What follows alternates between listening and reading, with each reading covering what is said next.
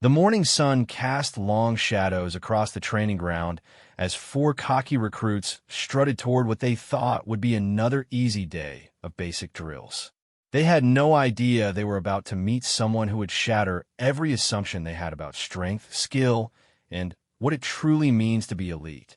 What started as typical military arrogance was about to become the most humbling experience of their lives, courtesy of a petite woman who carried secrets darker than the ocean depths and skills sharper than any blade. This is the story of how four recruits learned that the deadliest warriors don't always look the part, and sometimes the most dangerous person in the room is the one you least expect. The sun blazed mercilessly over Camp Pendleton as four recruits made their way to the training facility. Marcus Thompson, the self-appointed leader of their group, flexed his massive arms as he walked. Standing 6 feet 4 inches tall and weighing 230 pounds, he had dominated every physical challenge thrown at them during basic training. His three companions followed behind like loyal disciples. Jake Rodriguez walked with a cocky swagger, his lean frame deceptive in its power. He had been a championship wrestler in high school and college, earning a scholarship before deciding to join the military. His quick wit and quicker fists had earned him respect among the other recruits, though sometimes that respect came through fear rather than admiration. Tommy Chun moved with calculated precision, his martial arts background evident in every step. He had spent years training in various combat disciplines, earning black belts in 3 different styles. His quiet confidence often intimidated others, and he rarely needed to prove his skills because his reputation preceded him. The fourth member of their group, David Wilson, was the technician of the bunch. While not as physically imposing as the others, he possessed an analytical mind that could break down any combat scenario and find weaknesses in opponents that others missed. His strategic thinking had helped their team excel in tactical exercises. As they approached the training building, Marcus spotted a woman sitting alone on a bench near the entrance. She appeared to be in her early 30s, with shoulder-length brown hair pulled back in a simple ponytail. Her petite frame looked almost fragile in the oversized military fatigue she wore. She sat quietly, reading what appeared to be a technical manual, completely absorbed in its contents. Well, what do we have here?" Marcus said with a smirk, nudging Jake with his elbow. "Looks like someone's lost." The woman looked up from her manual, her green eyes meeting Marcus's gaze with calm composure. There was something in those eyes that should have served as a warning, a depth of experience that spoke of things seen and done that most people could never imagine. But the four recruits were too caught up in their own arrogance to notice. "You need some help finding your way around, sweetheart?" Jake asked, his voice dripping with condescension. "This is a military training facility. The civilian tours don't start until later." The woman closed her manual slowly and set it beside her on the bench. When she stood, her height barely reached Marcus's chest, which only seemed to amuse the recruits more. She wore no visible rank insignia, and her uniform appeared to be standard issue, with no distinguishing features. "I'm exactly where I need to be," she replied, her voice steady and calm. There was a slight accent that suggested she might be from the Pacific Northwest, but her tone carried an authority that seemed at odds with her appearance. Tommy stepped forward, his martial arts training making him naturally assess potential threats. What he saw was a woman who probably weighed no more than 120 pounds, with no visible muscle definition, and hands that looked like they had never seen serious combat. His assessment was quick and dismissive. "Look, lady, I don't know how you got on base, but this area is restricted to military personnel only," Tommy said, crossing his arms over his chest. "Maybe you should head back to wherever you came from before you get in trouble." David, meanwhile, was studying the woman more carefully. Something about her posture struck him as unusual. She stood with perfect balance, her weight evenly distributed, and her hands hung naturally at her sides in a position that could quickly shift to defensive or offensive positions. But his tactical mind was overruled by the obvious physical disparity between her and his teammates. "We're just trying to help you out," David added, his tone slightly more respectful than the others, but still patronizing. Security around here can be pretty strict, and we wouldn't want you to get arrested or anything. The woman listened to each of them speak, her expression never changing from one of mild interest. She seemed to be studying them as much as they were studying her, though her assessment was far more accurate and professional. She could see the obvious physical conditioning of the group, note their confidence levels, and identify their probable specialties based on how they carried themselves. "I appreciate your concern," she said, picking up a small duffel bag from beside the bench. "But I'm supposed to meet someone here in about 10 minutes for a demonstration." Marcus laughed loudly, the sound echoing off the nearby buildings. "A demonstration? What kind of demonstration? Are you here to show us how to fold laundry or something?" His comment drew chuckles from his teammates, and even David couldn't suppress a small smile. The idea that this small woman could be involved in any kind of military demonstration seemed absurd to them. "Something like that," the woman replied, a hint of amusement creeping into her voice. "It involves showing proper technique and form." Jake stepped closer, his wrestler's instincts making him want to assert dominance. "Lady, I don't know what kind of technique you think you're going to demonstrate, but if it involves any kind of physical activity, you might want to reconsider. We've been training for months, and we're not exactly beginners." The woman nodded thoughtfully. "How long have you all been training?" 6 months of intensive combat training," Tommy answered proudly. "Plus years of previous experience in martial arts, wrestling, and tactical analysis." "That's impressive," the woman said, and she seemed genuinely interested. "And you feel confident in your abilities?" Marcus puffed out his chest even more. "Confident enough. We've topped every physical challenge they've thrown at us. Combat training, obstacle courses, weapons handling, tactical scenarios. We're basically the elite of our class." The woman picked up her manual again and flipped through a few pages. "Elite," she repeated, as if testing the word. "That's a strong term. What do you think makes someone truly elite?" David, always the strategist, jumped at the chance to show off his analytical skills. "Superior training, physical conditioning, mental toughness, and the ability to adapt to any situation. Plus experience in real combat scenarios, not just training exercises." "Experience is certainly important," the woman agreed. "How much real combat experience do you have?" The question caught them off guard.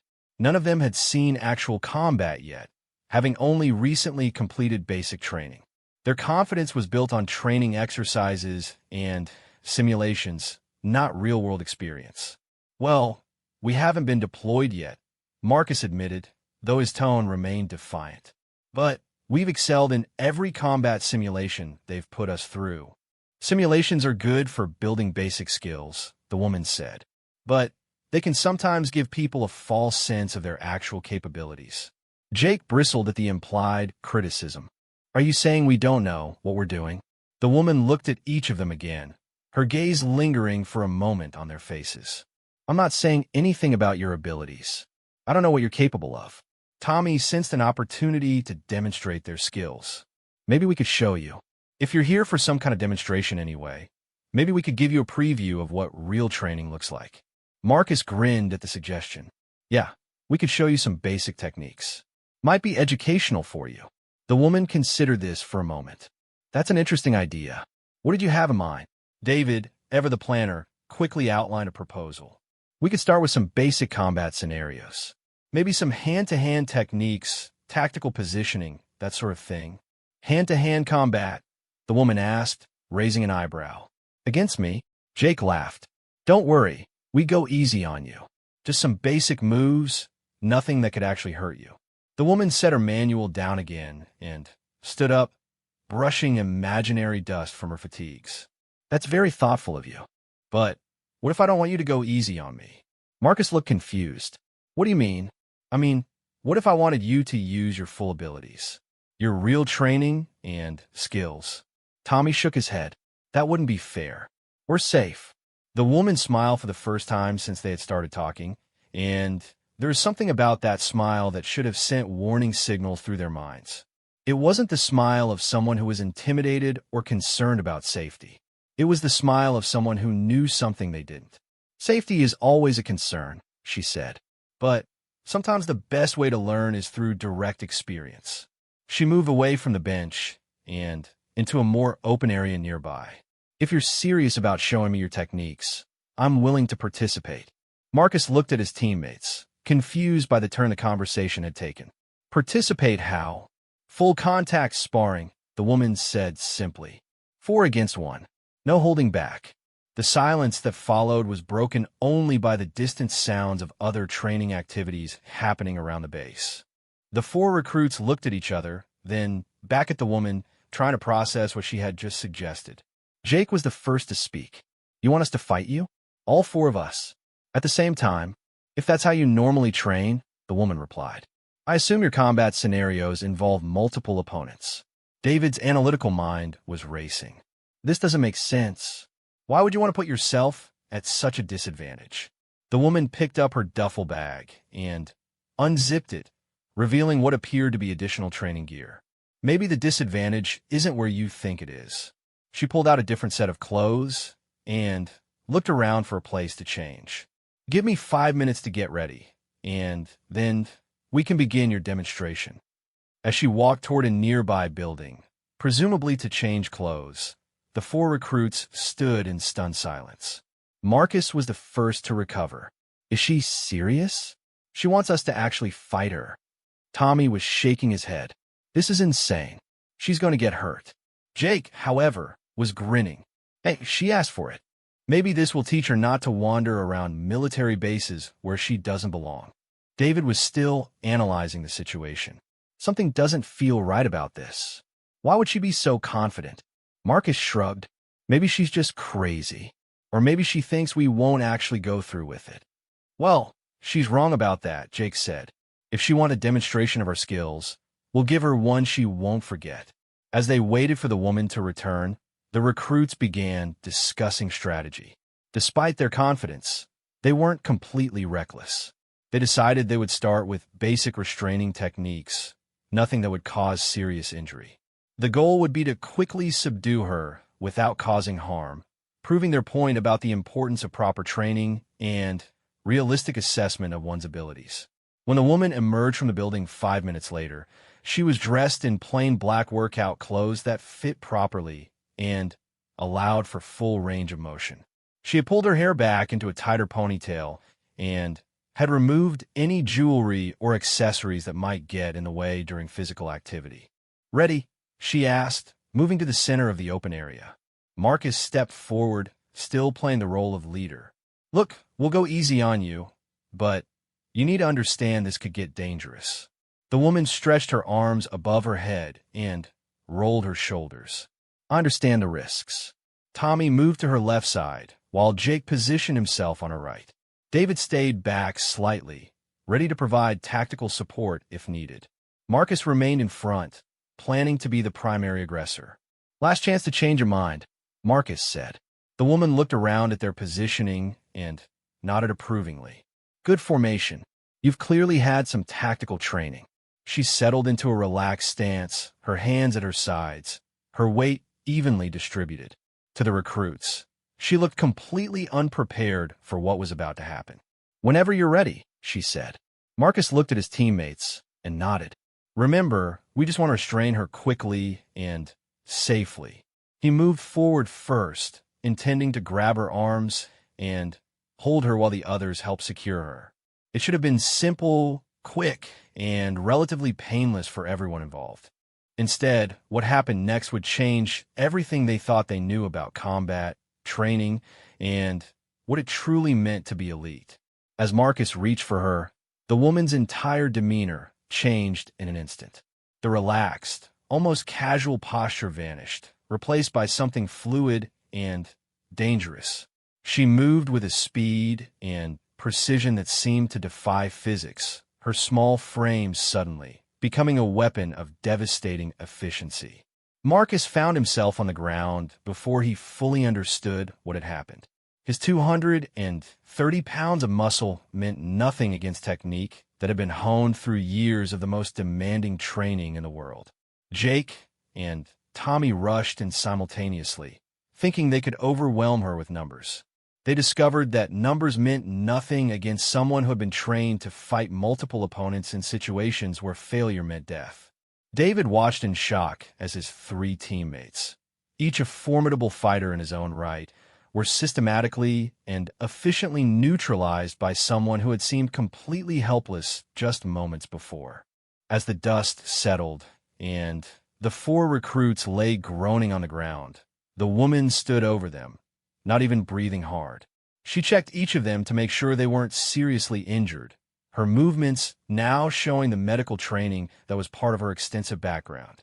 "Not bad technique," she said to Marcus as she helped him sit up. "But you telegraphed your intentions from the beginning." She moved to Jake next. "Good instincts on the follow-up, but you relied too heavily on brute strength." Tommy was holding his shoulder, more embarrassed than hurt.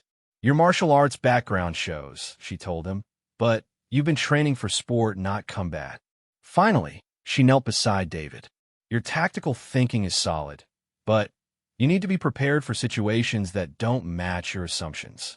As the four recruits slowly got to their feet, nursing minor injuries and wounded pride, the woman picked up her duffel bag and the technical manual she had been reading earlier. "Who are you?"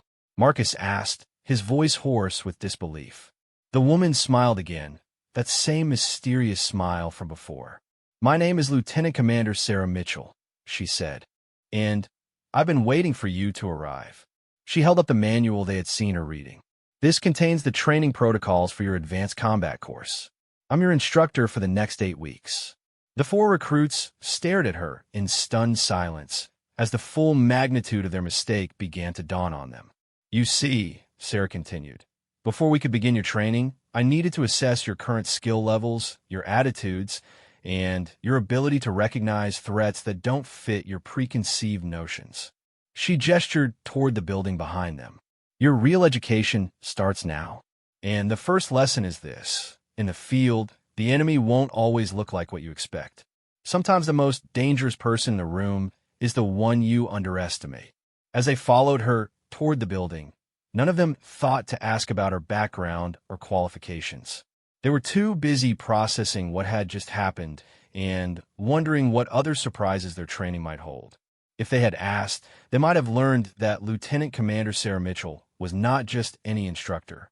She had spent 8 years as a Navy SEAL, completing multiple deployments in some of the world's most dangerous locations. She had trained with the most elite units in the military and had earned commendations for operations that would never be made public. But they would learn all of that soon enough.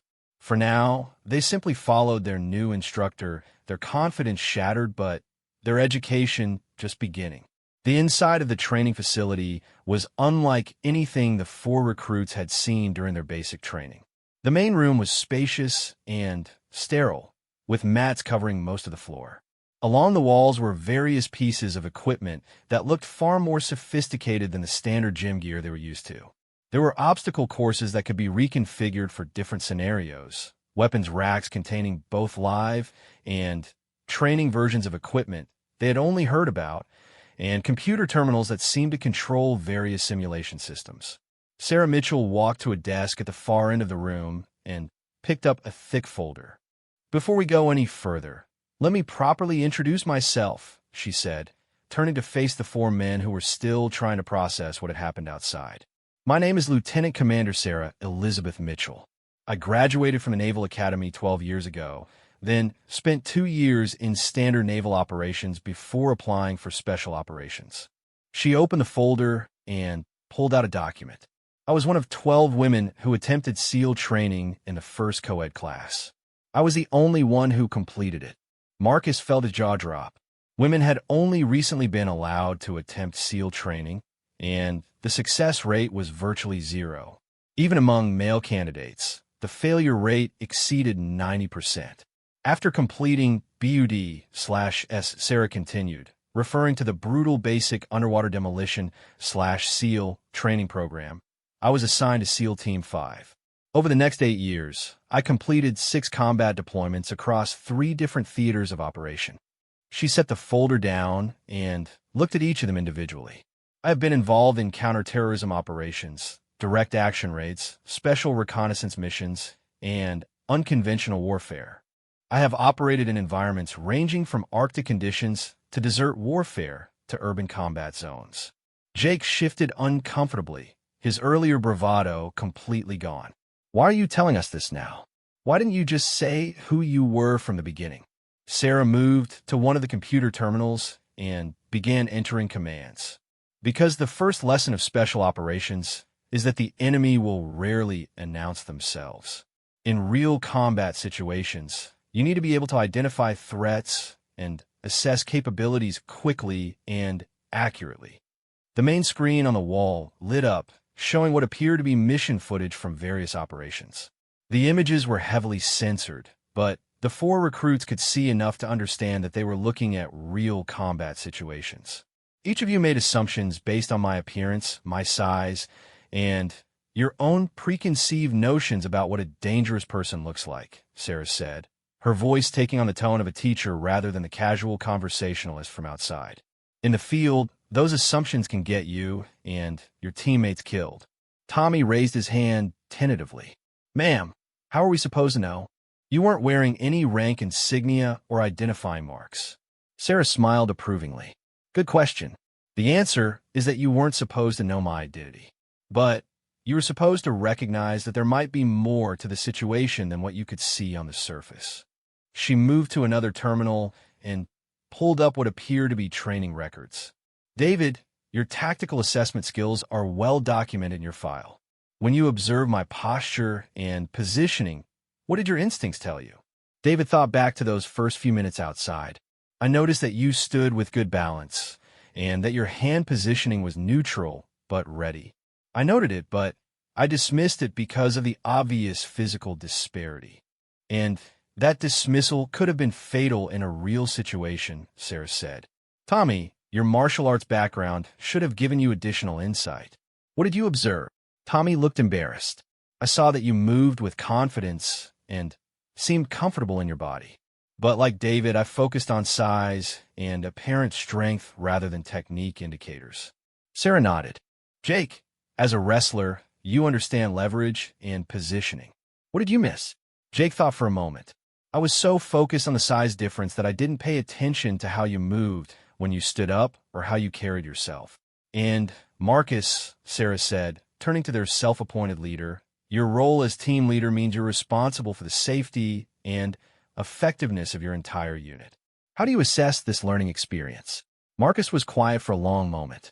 I led my team into a situation without proper reconnaissance or threat assessment. In a real combat scenario, my arrogance could have gotten us all killed.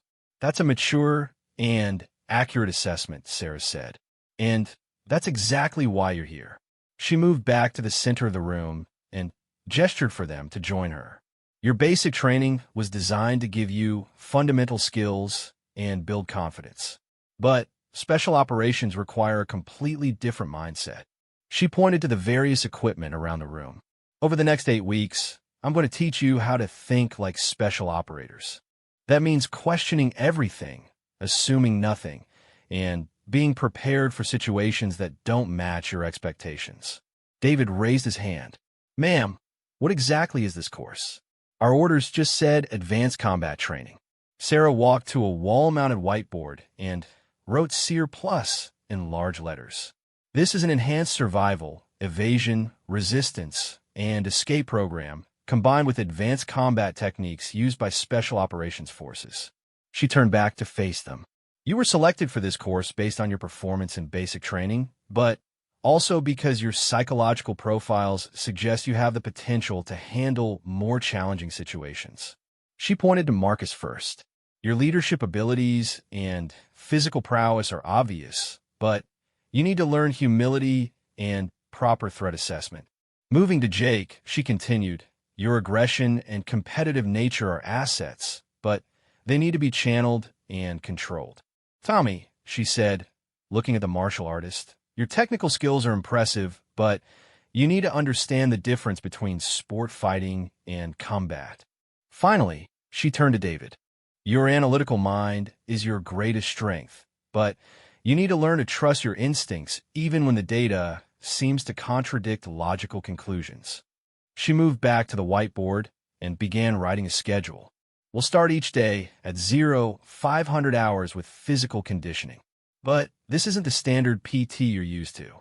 Special operations require functional fitness that can be sustained under extreme stress conditions. Marcus looked at the schedule as she wrote. Ma'am, what kind of physical conditioning? Sarah finished writing and set down the marker. Swimming in full gear, underwater breath-holding exercises, obstacle courses that change configuration daily, combat conditioning under various environmental stresses, and endurance challenges that combine physical and mental pressure. She pointed to the next section of the schedule. From 0700 to 1200, we'll work on combat techniques. This includes hand-to-hand combat, weapons proficiency, close-quarters battle, tactical movement, and team coordination. Jake looked excited despite his earlier humiliation. Will we be learning the same techniques that SEALs use? You'll be learning modified versions appropriate to your current skill level, Sarah replied. Some techniques require years of training to master safely. We'll build your foundation and give you the basics that could save your life. She continued down the schedule. Afternoons will be dedicated to tactical scenarios, psychological conditioning, and specialized skills like navigation, communications, and survival techniques. Tommy studied the schedule carefully. Ma'am, this looks incredibly intensive. How do we know if we're capable of keeping up? Sarah looked at him seriously. You don't, and neither do I. That's part of the purpose of this course. You'll discover capabilities you didn't know you had, and you'll also discover limitations you need to work on. She moved to one of the equipment areas and picked up what appeared to be a modified training rifle. But before we get into the advanced material, we need to address what happened outside. She set the weapon down and faced them directly. Each of you made tactical and strategic errors that could have had serious consequences. We need to understand exactly what went wrong and why. Marcus stepped forward. Ma'am, I think it's clear what went wrong. We underestimated you and made assumptions based on appearances. That's part of it, Sarah agreed, but it goes deeper than that. Jake, what was your primary tactical error? Jake thought for a moment. I moved in too quickly without assessing the situation properly. Correct. You let emotion override training. Tommy, what was your mistake? I relied on techniques designed for sport competition rather than adapting to an unknown situation, Tommy replied. Good analysis. David, your error? I had data that suggested caution, but I didn't act on it because it contradicted my assumptions, David answered. Sarah nodded approvingly. And, Marcus, as team leader, what was your primary failure? Marcus looked uncomfortable, but answered honestly.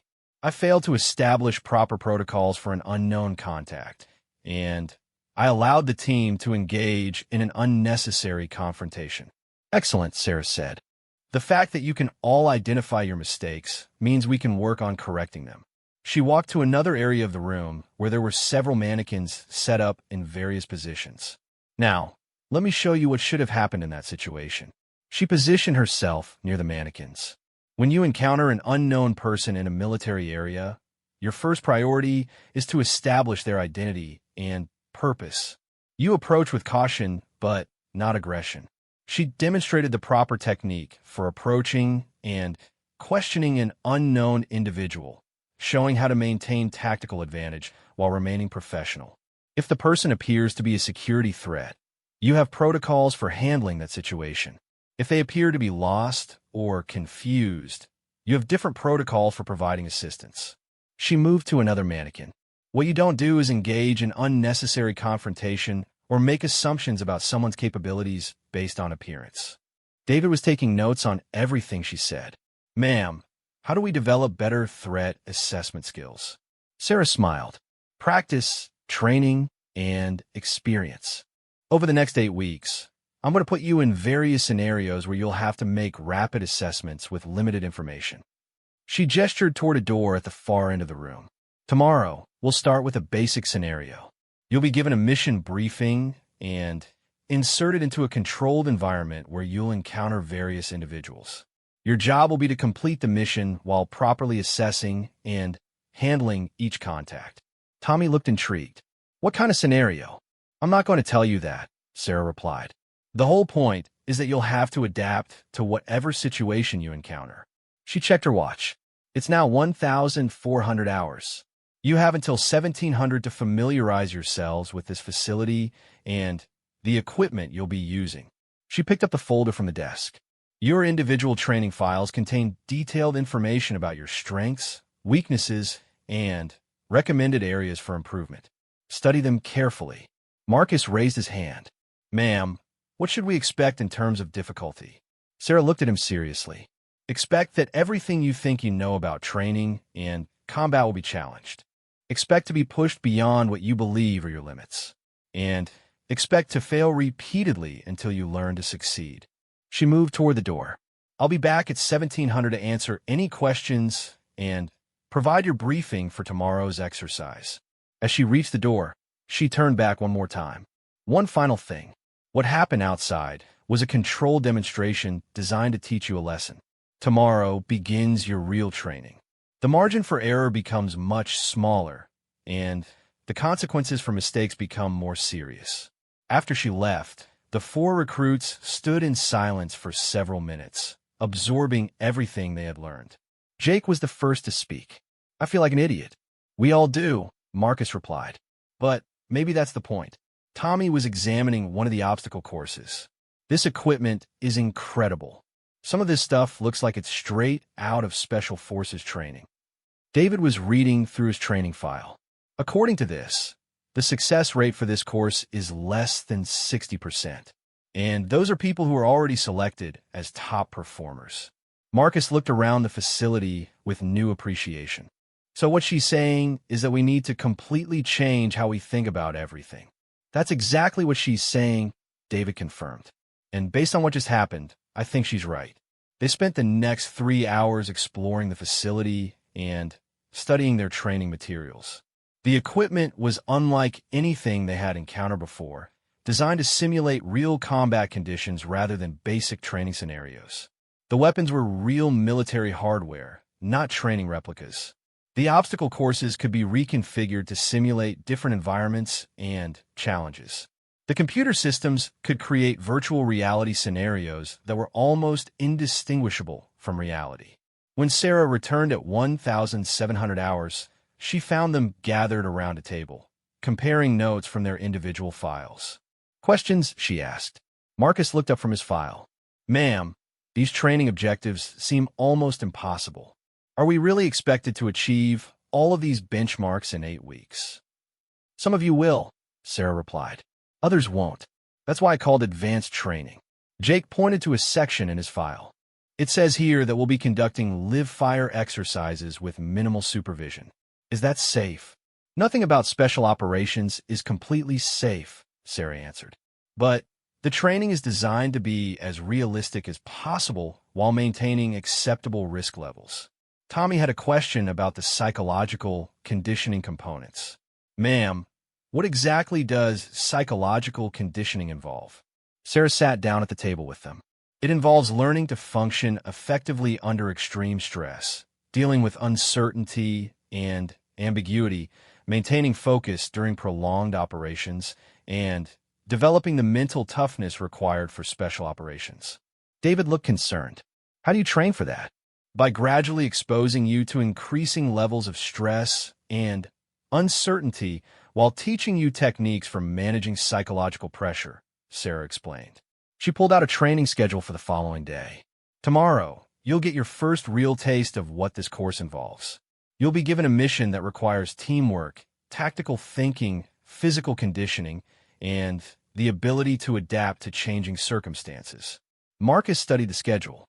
Will you be observing the exercise?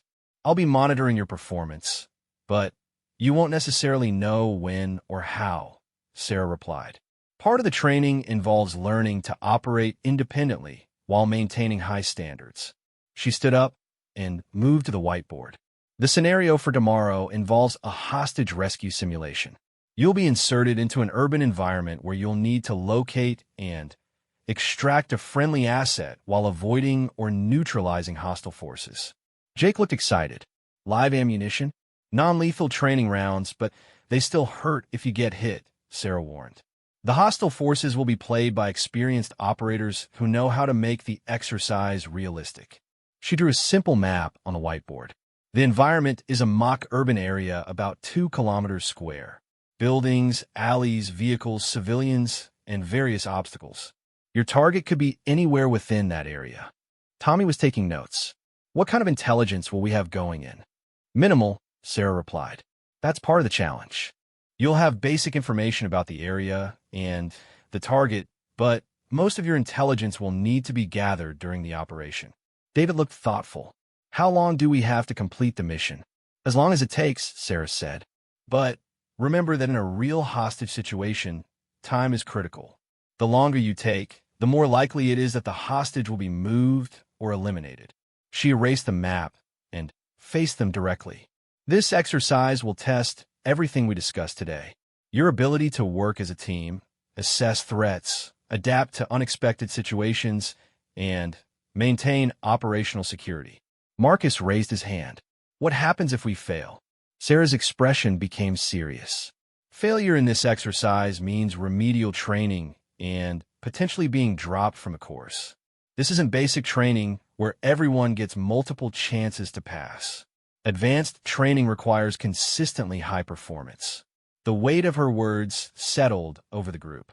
They were about to face their first real test, and failure was a genuine possibility.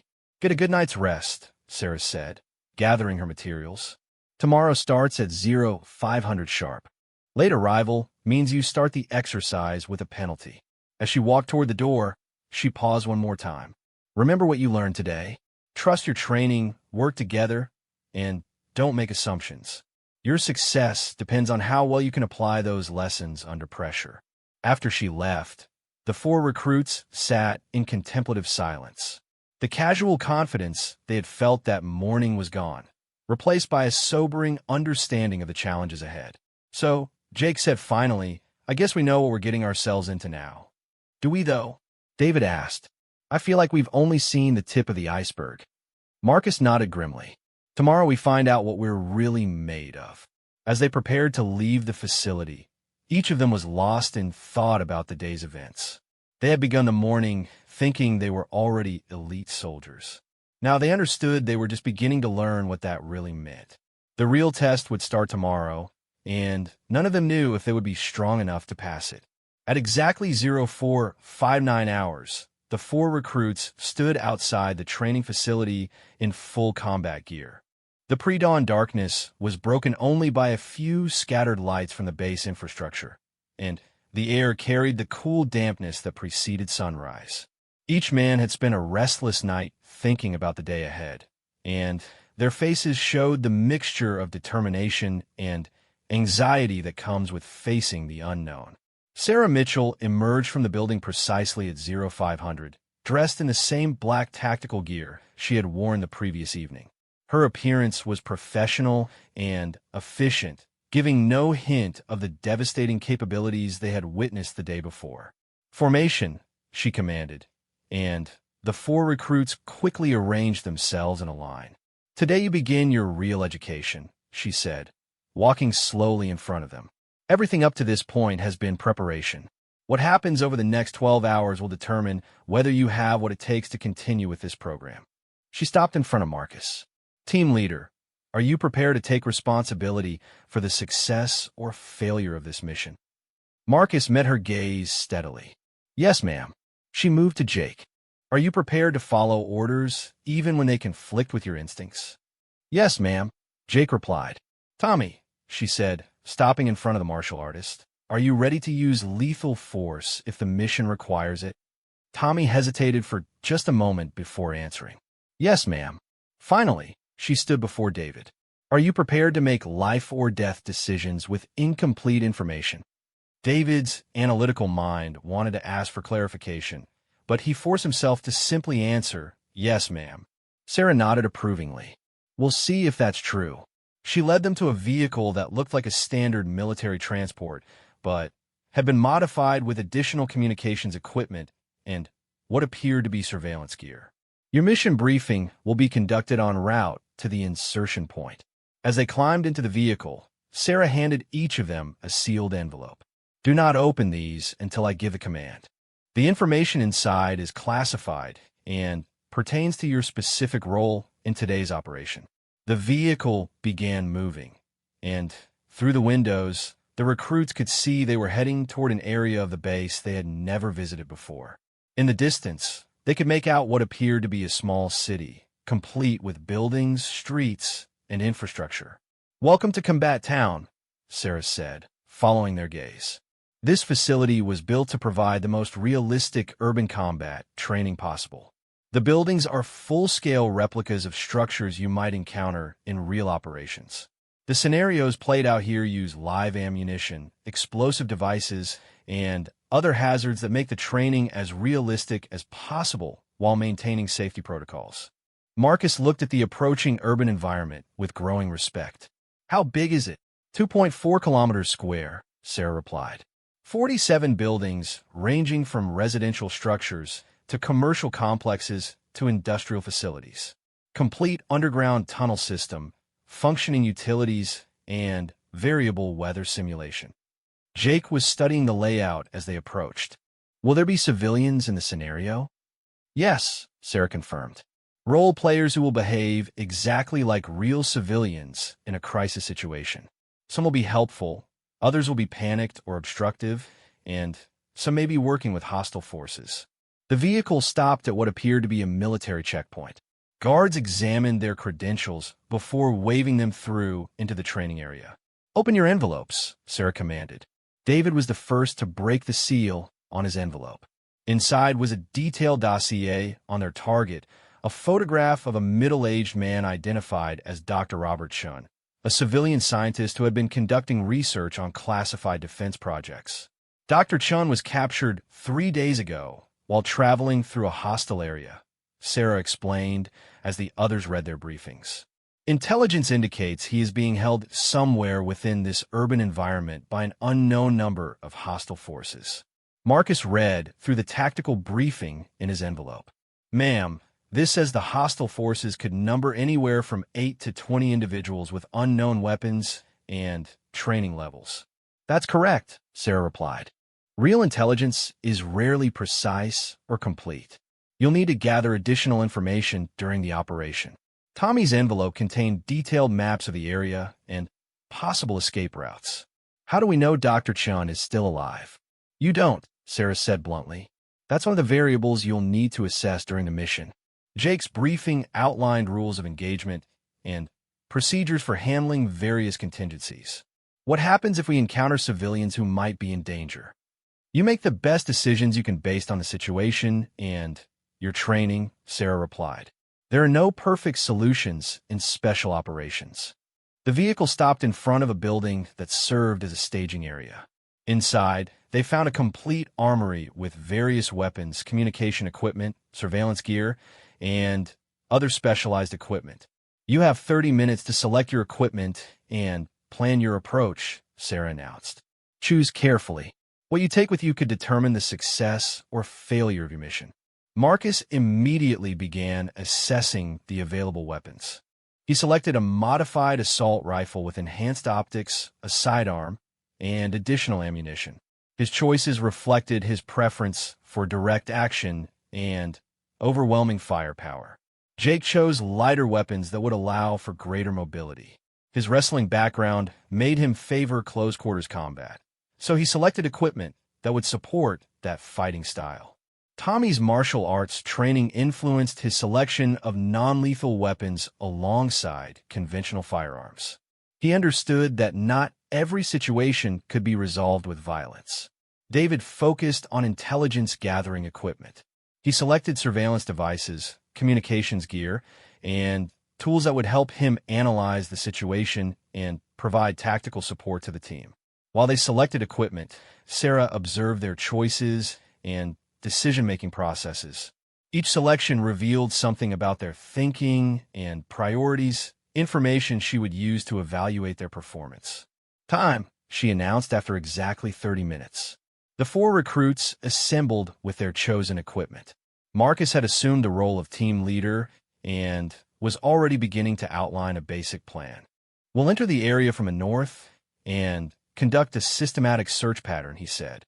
"David will handle communications and intelligence gathering. Jake and Tommy will provide security and backup." Sarah listened to their planning session without comment. When they finished, she handed Marcus a radio. "This is your only communication link to mission control," she said. "Use it wisely. Excessive communication can compromise your position." She led them outside to where a helicopter was waiting. "Your insertion point is on the opposite side of the urban area from where Dr. Chun was last seen. You'll need to cross the entire zone to begin your search." As they climbed aboard the helicopter, each recruit felt the weight of the situation settling over them. This was no longer a training exercise in their minds. It had become a real mission with real consequences. The helicopter lifted off and flew over Combat Town, giving them an aerial view of their area of operations. From above, they could see that the urban environment was incredibly detailed and realistic. Streets were filled with vehicles, some moving and others abandoned. Smoke was rising from several buildings, suggesting ongoing conflict. "Remember," Sarah said over the helicopter's intercom, "the hostile forces are experienced operators. They know you're coming, and they'll be prepared for you." The helicopter descended toward a landing zone on the north side of the urban area. As they approached, the recruits could hear the distant sound of gunfire and explosions, indicating that the scenario was already in progress. "This is your insertion point," Sarah announced.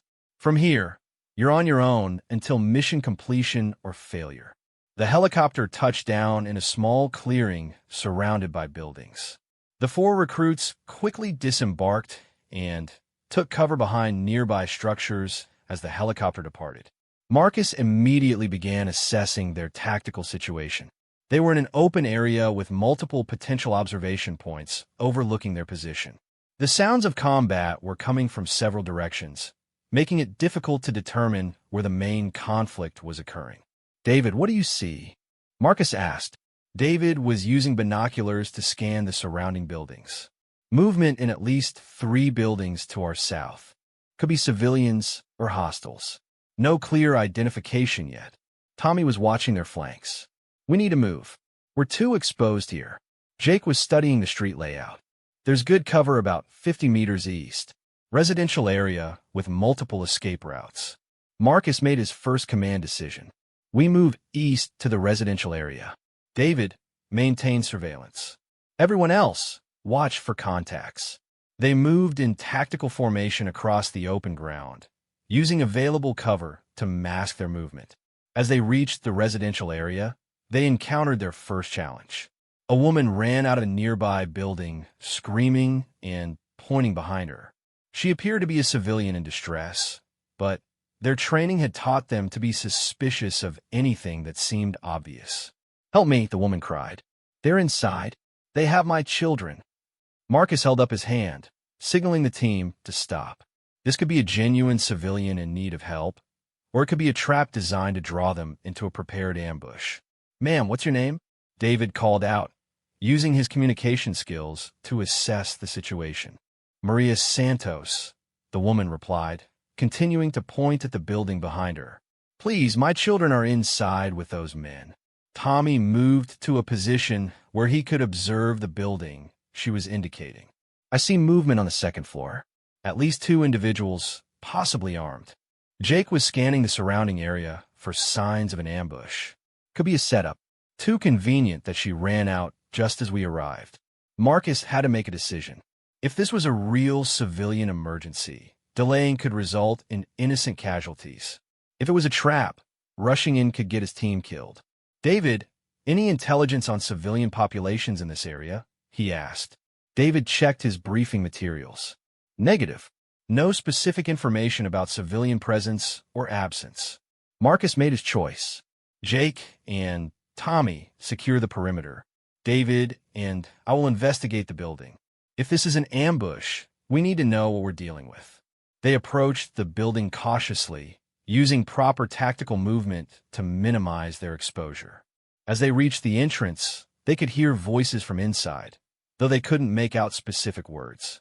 Marcus signaled for David to cover the rear entrance while he moved to the front.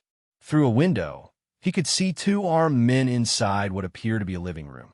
They were dressed in civilian clothes, but carried military-grade weapons.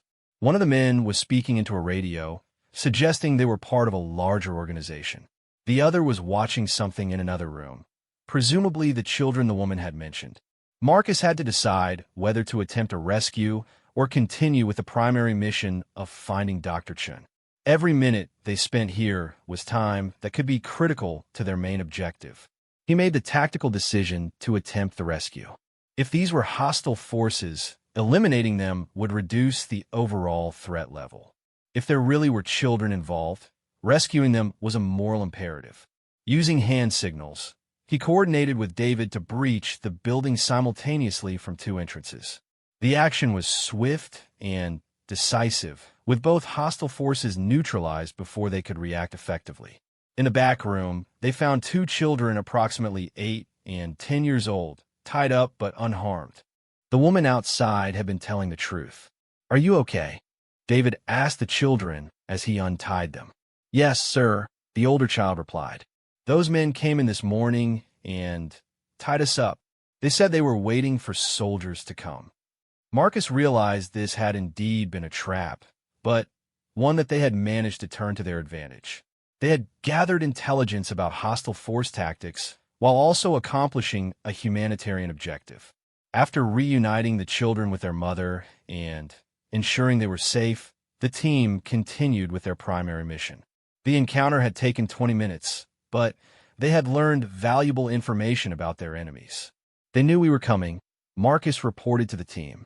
This was a prepared ambush using civilians as bait. David was analyzing the implications. If they're willing to use civilians as bait, they might be using Dr. Chun the same way. Tommy nodded grimly. "We need to be even more careful about obvious opportunities." Jake was studying the weapons they had captured from the hostile forces. These guys were well-equipped and trained, not amateurs. As they moved deeper into the urban environment, they encountered increasingly sophisticated opposition. The hostile forces had established defensive positions, observation posts, and coordinated patrol patterns that indicated professional military training. After 2 hours of careful movement and intelligence gathering, they finally located the building where Dr. Chun was being held. It was a 3-story commercial structure with multiple entrances and excellent observation of the surrounding area. David used surveillance equipment to study the building. "I count at least 6 hostiles inside, possibly more. They have overlapping fields of fire and good communications." Marcus was developing an assault plan when his radio crackled with an unexpected transmission. "This is Dr. Chun," a voice said. "If you're the rescue team, please listen carefully. The building is rigged with explosives. Any attempt to storm it will result in detonation." The team looked at each other in shock. This was a complication they hadn't anticipated. "Dr. Chun, this is the rescue team," Marcus responded. "What is your exact situation?" "I'm being held on the 2nd floor with 3 guards," Dr. Chun replied. "They have remote detonators for charges placed throughout the building. They're demanding safe passage out of the area in exchange for my release." David was monitoring other radio frequencies. "I'm picking up communications between multiple hostile groups. They're coordinating a larger operation." Tommy was studying the building layout. "If we can't assault directly, we need another approach." Jake had an idea. "What if we don't assault the building? What if we make them come to us?" Marcus looked at him with interest. "Explain." "They want safe passage," Jake said. "We offer it to them, but on our terms. Set up the exchange in a location where we have tactical advantage." David was already thinking through the logistics. "We need to control their escape route and have backup plans if the exchange goes wrong." Marcus made another command decision. "We negotiate the exchange, but we prepare for treachery. Jake and Tommy will position for sniper coverage. David will handle communications. I'll conduct the actual exchange." Over the next hour, they negotiated the terms of the exchange, and selected a location that appeared to favor the hostile forces, but actually gave the rescue team multiple tactical advantages. The exchange itself was a tense affair that lasted nearly 30 minutes. The hostile forces were suspicious and well-trained, making several attempts to change the terms at the last minute. When Dr. Chan was finally handed over, he appeared to be unharmed, but was clearly under significant stress from his ordeal. "Are you injured?" David asked as they moved him to safety.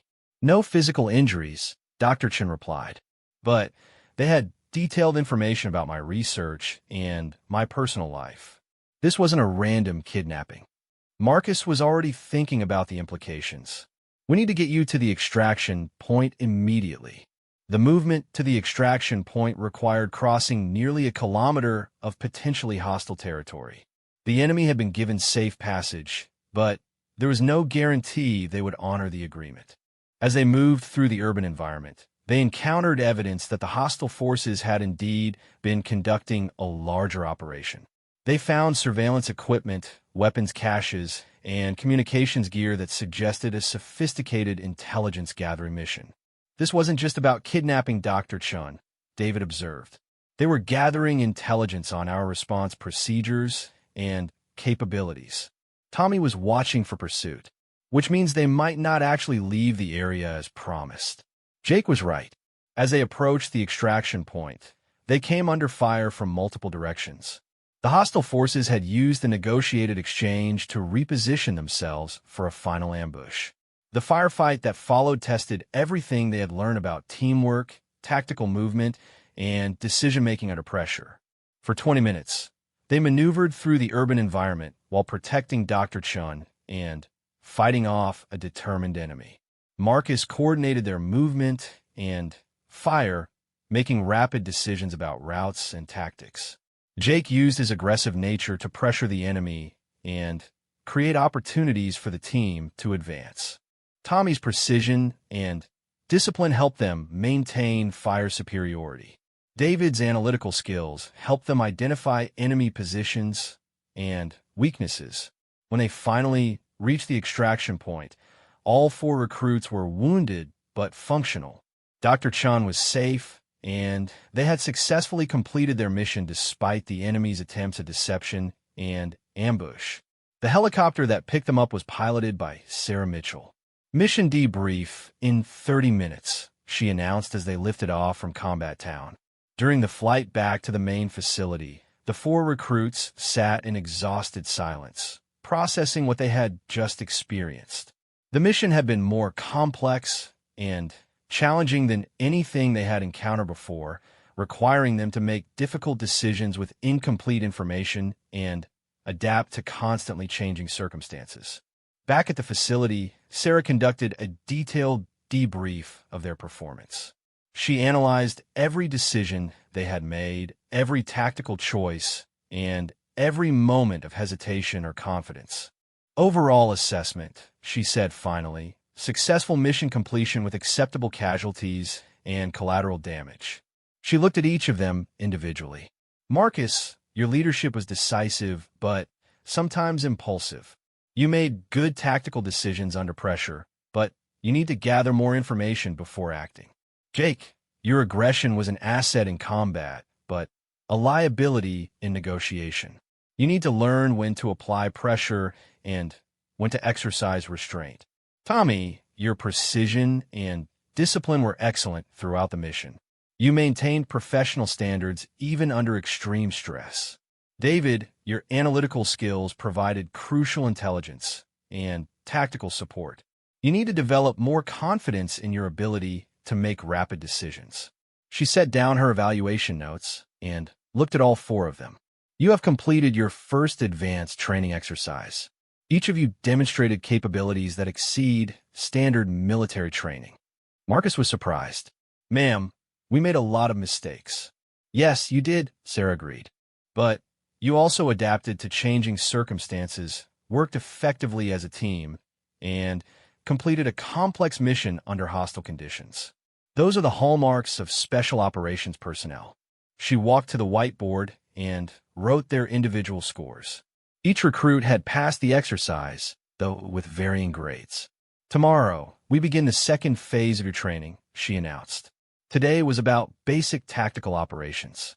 The rest of the course will cover advanced skills like underwater operations, high-altitude techniques, urban warfare specializations, and psychological warfare. David looked at the schedule she was writing. Will all the exercises be this intense? Sarah smiled that mysterious smile again. Today was the easy day. Real special operations involve higher stakes, more complex variables, and no safety net. She gathered her materials and prepared to leave. You've proven that you have the potential to succeed in this program. Whether you actually succeed will depend on your ability to continue learning, adapting, and pushing beyond what you think are your limitations. As she reached the door, she turned back one final time. Remember what you learned today about assumptions, teamwork, and the importance of being prepared for anything. Those lessons will serve you well in the challenges ahead. After she left, the 4 recruits sat together, still processing the day's events. I can't believe we actually did it, Jake said. We barely did it, Marcus corrected. If we're going to make it through this course, we need to get a lot better. Tommy was studying his performance notes. She's right about needing to develop different skills. What we did today was just the beginning. David was looking ahead at the training schedule. The next 7 weeks are going to push us beyond anything we've ever experienced. Marcus stood up and looked at his teammates. Then, we better be ready for it. Because I don't know about you guys, but I intend to see this through to the end. The 4 men had entered the training facility that morning as confident but naive recruits. They were leaving as soldiers who had been given a glimpse of what it truly meant to be elite. The journey ahead would test them in ways they couldn't yet imagine. But they had taken the first step toward becoming the kind of warriors who could handle missions that others couldn't even attempt. Outside, the sun was setting over Camp Pendleton, marking the end of a day that had changed everything they thought they knew about themselves and their capabilities. Tomorrow would bring new challenges, but tonight they could rest knowing they had passed their first real test. The woman they had initially dismissed as harmless had become their guide into a world they never knew existed. And though they still had much to learn, they were beginning to understand that their real education was just beginning. Sarah Mitchell watched them leave from her office window, reviewing their performance files and planning the training that would either transform them into elite operators or break them in the attempt.